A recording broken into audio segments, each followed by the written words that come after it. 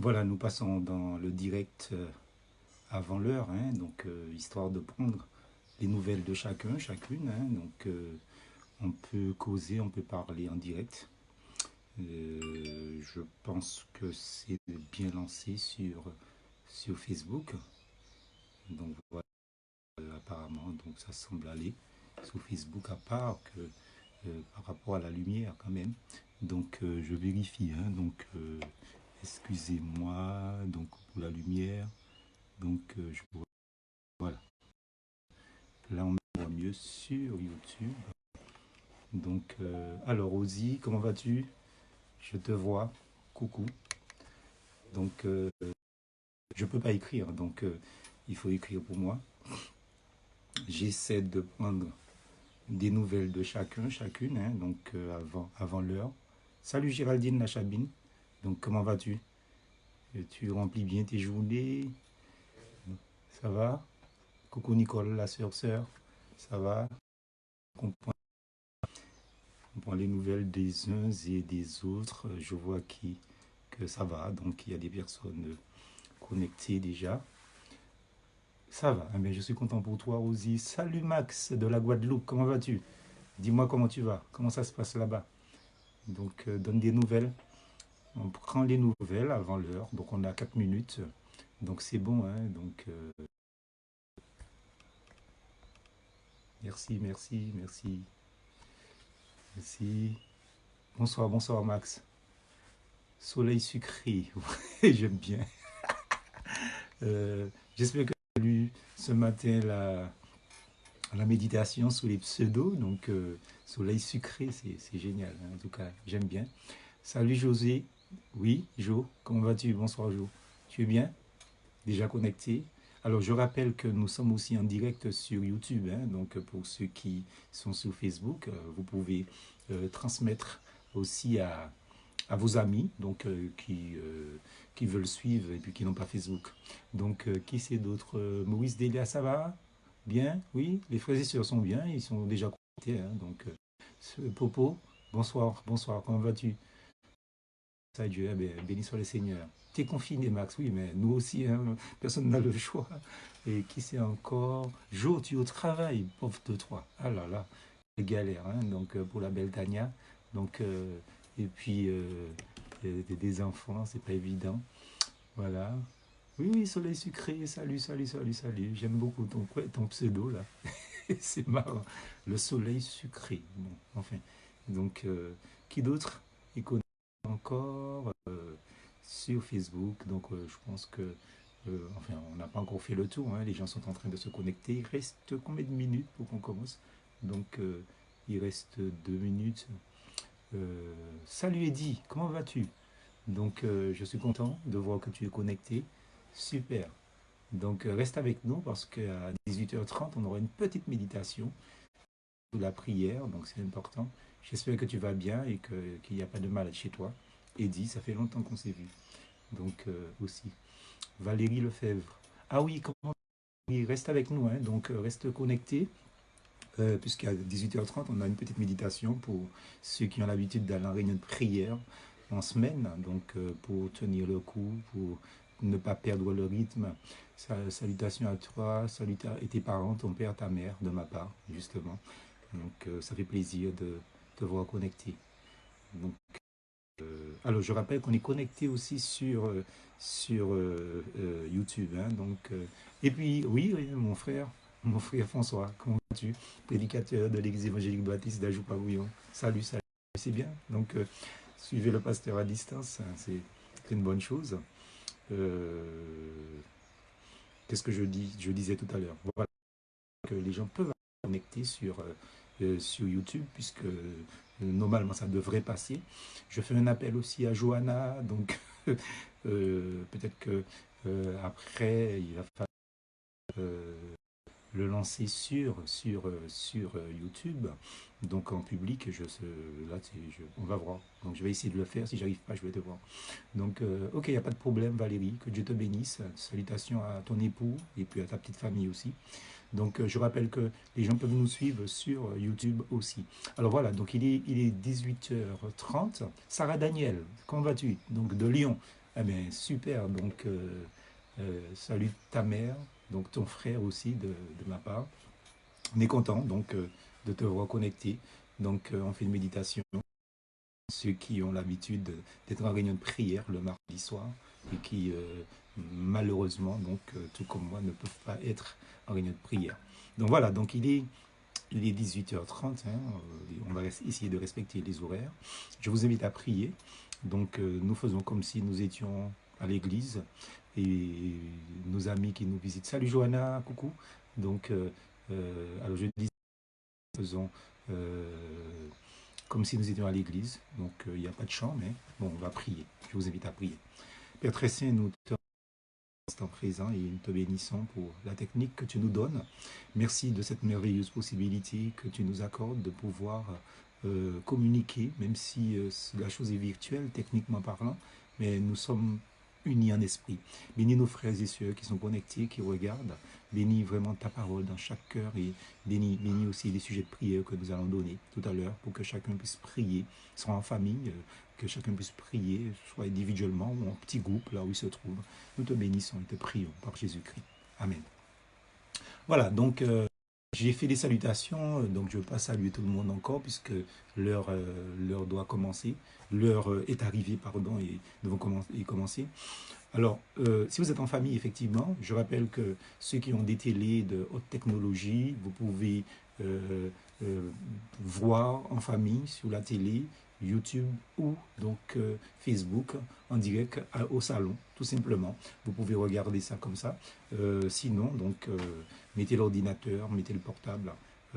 Aujourd'hui, je voudrais vous parler de la prière, puisque le mardi, dans notre église à Joupa-Bouillon, nous avons une réunion de prière qui est très très fréquentée. Donc, je bénis Dieu pour cela. Hein. Donc, nos réunions de prière sont généralement assez bien fréquentées. C'est une grâce vraiment de la part du Seigneur. Alors, je vous invite à lire dans l'évangile de Luc, au chapitre 1er et au verset 11. Voilà ce qui nous est dit textuellement dans ce texte de Luc 1er, Luc 11, pardon, excusez-moi, Luc 11, verset 1er, je me reprends. Luc chapitre 11, verset 1er. Il est dit, Jésus priait un jour en un certain lieu. Lorsqu'il eut achevé, un de ses disciples lui dit, Seigneur, enseigne-nous à prier, comme Jean l'a enseigné à ses disciples. Donc, c'est important pour nous de lire ce texte parce qu'il y a une grande richesse dans cette parole, qu'il est clairement dit que Jean, le Jean dont il s'agit, ce n'est pas le disciple que Jésus aimait, mais c'est Jean le Baptiste. Et, Bible en main, nous pouvons constater que Jean-Baptiste, que je rappelle qui était le cousin de Jésus-Christ, il a appris à ses disciples à prier. Et la chose était connue publiquement, parce que la parole de Dieu nous dit que l'un des disciples demande de les apprendre à prier comme Jean le Baptiste a appris à ses disciples à prier. Alors, dans les évangiles, hein, nous allons peut-être nous focaliser uniquement sur l'évangile de Luc, mais dans les évangiles, Matthieu, Marc, Luc et Jean, il y a plusieurs passages, des dizaines de passages de la parole de Dieu, la Bible, qui nous montrent que Jésus-Christ, notre Seigneur et Sauveur, il était toujours en train de prier. Il avait cette habitude, très bonne habitude d'ailleurs, de prier. Et je pense qu'en ce sens, Christ est l'exemple parfait qui donnait envie de prier, n'est-ce pas? Je pense que si Christ a donné cet exemple-là à ses apôtres et aux autres disciples, c'est aussi pour nous, en ce XXIe siècle, que nous puissions l'imiter dans ce domaine de la prière. Alors, une question peut surgir par le simple fait que nous disons que Jésus-Christ était toujours en train de prier. Parce qu'on peut se dire, mais si Christ, il est le Fils de Dieu, et qu'il est Dieu lui-même, pourquoi a-t-il besoin de prier autant? La réponse est fort simple. C'est parce que Christ a vécu en tant que pleinement homme. quand Christ était sur la terre, il n'a pas vécu en Dieu, il a vécu en tant qu'homme pleinement. Et en ce sens, Christ est l'exemple parfait. Jésus est l'exemple parfait parce que comme nous sommes des hommes, et aussi il y a des hommes et des femmes, bien sûr, et bien comme nous, Jésus dépendait entièrement, mais vraiment, vraiment entièrement de son Père céleste. Et le Seigneur recevait du Père céleste tout ce dont il avait besoin comme force morale, force spirituelle, bénédiction spirituelle et autres. Il recevait cela, pardon, excusez-moi, il recevait ces choses de la part de son Père, comme le Père, justement, va nous donner nous-mêmes cette merveilleuse possibilité de recevoir des bénédictions, mais je veux dire multiples, mais vraiment multiples, parce que, je veux dire, nous en avons réellement besoin. Donc ça, c'est important pour le dire. Alors, selon le témoignage des évangiles, Jésus priait souvent, souvent, souvent. Dans Jean, chapitre 17, tout le chapitre, n'est-ce pas, de l'évangile de Jean, chapitre 17, nous constatons que c'est un chapitre qui est consacré à la prière de Jésus-Christ. Et il ne prie pas un petit moment, hein, n'est-ce pas? Jésus-Christ prie longuement à ce stade-là. Donc tout le chapitre 17, ça a été nommé pratiquement donc, la prière sacerdotale.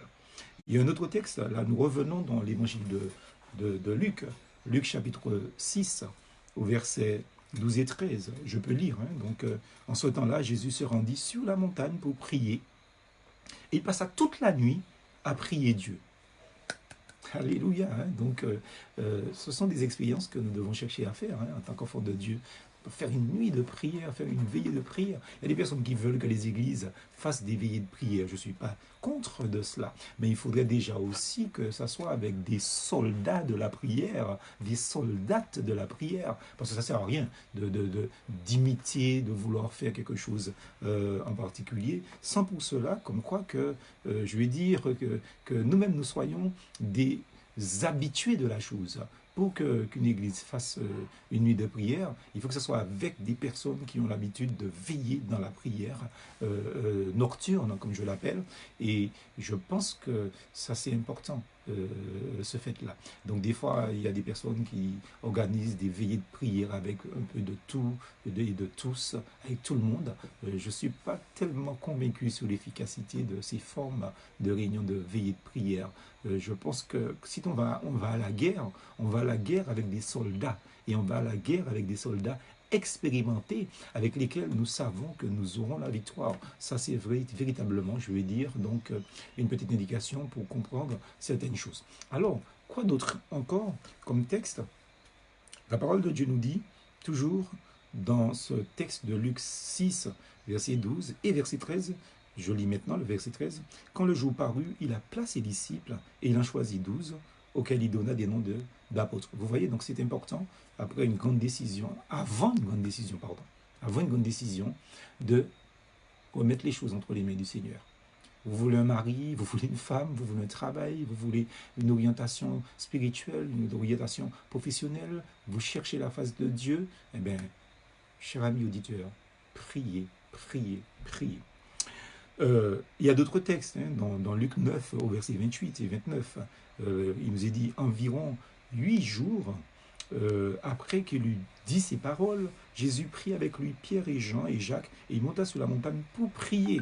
Et pendant qu'il priait, la Bible nous dit que l'aspect de son visage changea et son vêtement devient d'une éclatante blancheur aussi. Il se passe des choses extraordinaires donc dans la prière.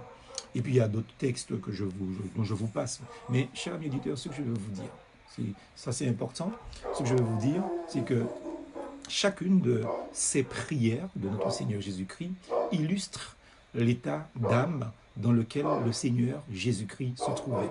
Donc il a connu la crainte, parce qu'il était pleinement homme, ne l'oublions pas. Il a connu le rejet, des frères et sœurs de sa famille biologique l'ont rejeté. La Bible nous en parle. Son peuple l'a rejeté. Donc, il a connu le rejet. Il a connu l'abandon. Il y a des personnes qui sont abandonnées par leurs parents, qui sont abandonnées par leurs enfants, qui sont abandonnées par leurs amis, leurs proches, leurs collègues, etc. Et il a connu la moquerie aussi. Très souvent, on se moque de notre foi. Euh, on ne sait pas pourquoi les gens sont comme ça, mais il y a une méchanceté assez particulière chez les individus. Mais en tout cas, donc, que ce soit la crainte, le rejet, l'abandon, la moquerie, mais chaque fois, Jésus il s'en remettait à son Père céleste. Et c'est cette attitude-là que nous devons d'avoir en tant qu'enfants de Dieu. Quelle que soit la situation dans laquelle vous vous trouvez, nous nous trouvons, n'hésitez pas à venir à lui. Le Seigneur il ne vous rejettera jamais. Je pense qu'en ce moment, dans le temps où nous nous trouvons, de confinement, de pandémie, coronavirus, etc., donc le seul recours que nous avons, c'est la prière. Nous en remettre à notre Seigneur et à notre Dieu. Son réconfort et son soutien donc, sont beaucoup plus grands que tout ce que vous pouvez imaginer. Le Seigneur nous dit de déposer justement à ses pieds tous nos soucis. Parce qu'il les prend en charge et il nous répond. Donc voilà, chers amis auditeurs, ce que je voulais partager avec vous comme méditation, puisque c'est une méditation est par définition très courte, hein, elle n'est pas longue, et nécessairement, je vais donner donc aux chrétiens de l'église d'Ajoupa-Brouillon la liste de sujets de prière, donc il y en a 9, et bien évidemment, donc je vais les inviter à prier pour ces sujets. Ce ne sont pas des sujets privés en fait, hein, donc, et je peux les donner donc, à la communauté évangélique mondiale qui nous regarde. Alors prenez de quoi écrire si vous n'êtes pas de notre église. Donc nous vous associons aussi à ces prières parce que ces sujets ne sont pas donc privés à notre église. Ce qui équivaut à dire que je peux les partager avec vous. Donc prenez de quoi écrire et je vais vous donner la liste de ces sujets de prière pour lesquels vous allez prier tout à l'heure. Donc après cette vidéo, quand on va terminer, eh bien, vous allez simplement donc prendre un temps pour prier pour ces 9 sujets. Alors le premier tour de prière, comme on appelle ça chez nous, hein, donc, comme je le fais à l'église, donc prier pour les malades. Ça, c'est une chose importante. Et là, nous pensons aux malades, bien évidemment, atteints du coronavirus, Covid-19. Priez pour les malades. Priez aussi pour le monde salarial, les salariés aussi. Ça, c'est un fait important. Priez pour les salariés. Parce qu'il y a des salaires qui sont gelés, il y a d'autres salaires qui ne le sont pas, il y a ceux qui sont obligés d'aller travailler. Donc, prions pour les salariés. Et puis, prions pour les chefs d'entreprise. Donc, c'est 3 sujets que je donne déjà. Donc, je répète, les malades, les salariés et les chefs d'entreprise.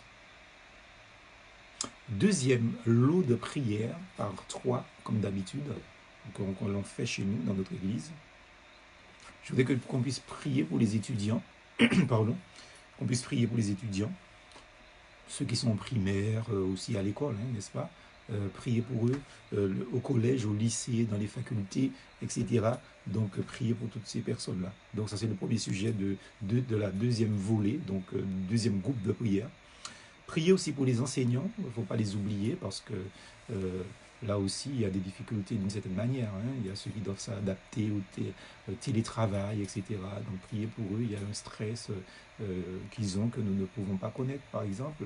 Nous, on a des enseignants chez nous, donc on sait.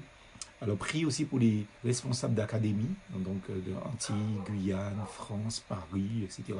Priez pour les académies. Donc, je répète, le deuxième lot de prière, les étudiants, de tout ordre, les enseignants, et puis les académies. J'espère que je ne vais pas trop vite, parce que je veux aller vite en même temps pour ne pas prendre trop de temps, puisque c'est une méditation, et pour vous laisser le temps de prier. Tout à l'heure, nous-mêmes, hein, nous irons prier en famille aussi, bien sûr. Alors, et puis troisième, donc lot de prière, prier pour le personnel médical. Donc, on a besoin d'eux. Ce sont nos héros en ce moment, et ils risquent leur vie aussi en étant en contact avec des malades. Prions pour le personnel médical. Prions aussi pour les moyens matériels et techniques et humains que Dieu leur donne. Donc, que ce soit efficace en toute chose, en tout temps aussi. Et bien enfin, on va prier pour le gouvernement que tout le monde dit être dépassé par la situation, contrairement à certains gouvernements européens qui ont bien géré apparemment la crise. Donc prions donc pour le gouvernement. C'est un commandement que Dieu nous donne de prier pour ceux qui nous dirigent. Donc c'est pas qu'on soit ni de droite, ni de gauche, ni de centre. Donc on obéit simplement à la parole de Dieu. Donc voilà, chers amis auditeurs, on va arrêter notre vidéo là. Je vous rappelle que c'est suite à une méditation sur la prière intitulée Jésus donne l'exemple d'homme de prière. Donc vous pouvez réécouter et vous pouvez partager sur Facebook et aussi sur YouTube cette méditation. Je vous dis, soyez bénis, prenez soin de vous, ne faites pas d'imprudence. Et on se dit à vendredi soir pour la deuxième partie de l'étude biblique comme nous avions commencé donc vendredi dernier. Que Dieu vous garde, que Dieu vous bénisse en toutes choses. À bientôt.